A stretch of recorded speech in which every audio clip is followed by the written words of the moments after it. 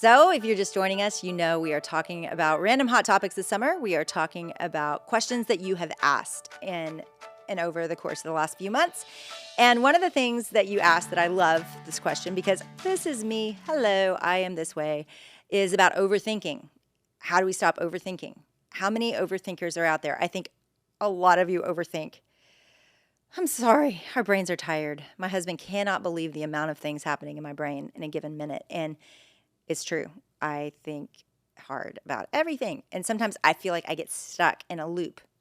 And again, I have a whole book about this. Get out of your head. It is helpful. But I want this to be super practical right here. I want to give you my how-to. What do you do when you start overthinking? And to do that, I'm going to tell you about the last 24 hours. So last night, a series of 3 events happened.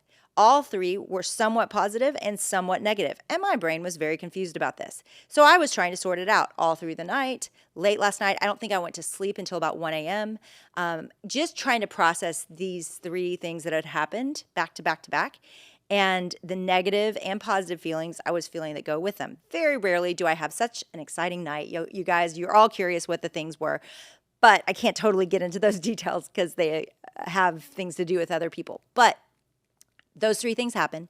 My brain is on overdrive. I can't sleep. My adrenaline's going. I try to go to sleep. I do sleep for a few hours. I wake up bright and early, so I now have slept about 5 hours last night, and I feel nauseous. I have eaten.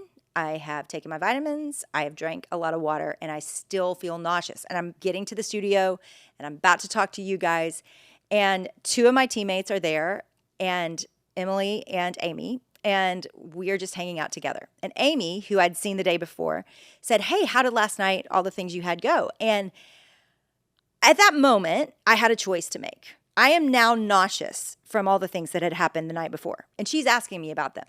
But it's kind of a tangled web to talk through it all and the feelings that are going with it. But I make a choice in that moment, and I kind of tell them both, I'm about to tell you all the things that went down last night. They're not even as interesting as you think they are, guys. I promise you. It's kind of a boring story. But I chose to say it, not because they needed that information in their brains, but because I was so sick to my stomach that if I didn't begin to process and untangle the knot of all my overthinking, that I knew today would be a really hard day of work. So I did it right there in the chair, all of us hanging out. I'm getting ready for today, and I just tell them both. I walk through the night. This is what happened, and this is what happened, and this is how I feel about it. This is the positive, this is the negative. At the end of saying all of that, I had a whole different perspective. I was not sick. Somewhere in the process of the way too long story, probably a 15-minute story that I told them of my night, I went from my adrenaline being high to the point that I was nauseous, my mind racing. I didn't know how I was going to do all the work of the day. But just saying out loud what I felt and what I was processing, I relaxed and my stomach quit hurting and I had a whole different perspective.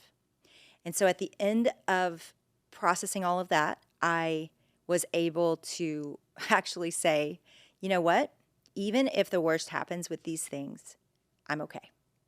I'm okay. God has been so faithful. And so the 3 things I would say to you, if you feel like you're overthinking something, if you're in knots, if you feel all stressed out, I would say these 3 things are the first steps you can take to begin to untangle all of those thoughts and feelings. Number 1, a lot of times, if my mind is going and I can't even sort it out enough to process with someone, I will write it out. I will just jot it in my notes on my phone. These are the 5 things I'm worried about right now. I'll just make a little list. And sometimes just getting it put somewhere helps my brain rest. It doesn't have to work so hard because it's a placeholder. It's holding it somewhere else. I don't have to worry. And I kept it. It's not as if I'll forget all those things. I can come back to them in an organized way. And if you look at the Psalms, it's exactly what David did. He's writing. He's singing, he's writing these beautiful songs, and so much of it is his own way of getting to the hope and the promises of God. But to get there, he goes through all of the untangling of his struggle. He says it, this is what I'm mad about, this is what I'm sad about, this is what I'm feeling, help me. And then by the end, he probably feels a little less nauseous, a little less tense, and there's a freedom in that. And then number 2, process it out loud, just like I did this morning. Say it to someone. And I would make sure you have the friends. Maybe it's your mama. Maybe it's someone that is a really safe place for you that's a friend. Maybe it's a coworker. Someone that knows sometimes I'm going to call you and I'm just going to need to process. You don't have to fix it. Just listen, hear me out. I'll land in a different place than I begin. So, number 1, write it down. Number 2, process it with someone. And then number 3, pray. Prayer is an organic thing. It should happen as you are going throughout your day.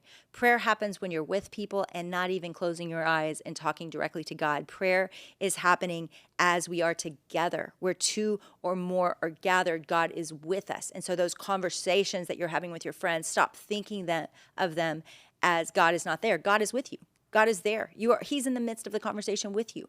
I remember when Kurt Thompson taught me this, a bunch of us were together and we'd been talking about difficult things for a long time, and somebody stopped and said we should pray about this, and he kind of put his hands down and said, hey, just so you know, God's been with us this whole time. He's heard all of this. He's processed all of this with you this whole time. Let's just give this whole conversation to him as prayer. And it was so helpful, because that's what I feel like happened this morning. My morning started chaotically. I missed an appointment with a friend. I got on the phone dealing with some of the things that happened last night. It did not go the way I planned. I did not pray this morning specifically about any of the things we're talking about. But as I processed them with my friends, I had God's perspective as we came to the end of that conversation. And they never said, this is how you should feel or this is how you should think. God was leading me even in the sharing of that with people that I felt safe to share it with. So sometimes, guys, there is a time for fixing the problem. But sometimes there is just a untangling all the different thoughts and feelings, setting them out and going, okay, I think I'm going to be okay. God, we're going to be okay? I think we're going to be okay. And just taking the chaos of it all and setting it out and looking at it, whether it's through writing or whether it's through processing with friends, it feels a lot more doable. Psalm 50:15 says this, and call upon me in the day of trouble. I will deliver you and you shall glorify me. There is constantly the reality that we call on God and he is in it with us. He's in it with us. Guess what? He's in it with you whether you call on him or not. But when you call on him, it helps you remember he is with you in it. You are not alone.